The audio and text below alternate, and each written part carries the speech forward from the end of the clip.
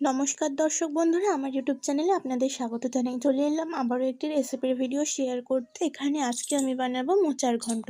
প্রথমেই মোচাটাকে ভালো করে ছাড়িয়ে নিয়ে ভালো করে কুচি কুচি করে কেটে নিয়ে আমি এটাকে সেদ্ধ করে নেব। মোচার সাথে আমি আলু আর ছোলাটাকেও সেদ্ধ করে নিয়েছি। এরপর চলুন কিছু মশলা আমি রেডি করে নিয়েছি। এখানে আমি নিয়েছি কুচনো পেঁয়াজ, টমেটো, আদা বাটা, হলুদ গুঁড়ো, লঙ্কা গুঁড়ো, ধনে গুঁড়ো, জিরা গুঁড়ো আর চিংড়ি মাছটাকেও ভেজে আমি সাইডে রেখে দিয়েছি। এবার চলুন রান্নাটা করে নিই।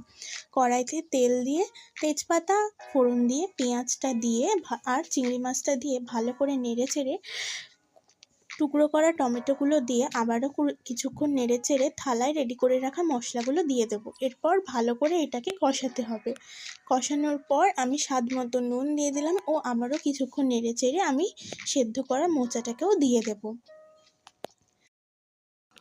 মোচাটা দিয়ে ভালো করে নেড়ে চেড়ে সামান্য কিছুটা জল দিয়ে আবারও কিছুক্ষণ নেড়ে চেড়ে নেব। কিছুক্ষণ নাড়ার পরে তরকারিটা হয়ে আসলে উপরে গরম মশলা দিয়ে দেবো। আমার ভিডিওটি ভালো লেগে থাকলে আমার চ্যানেলটিকে সাবস্ক্রাইব করুন।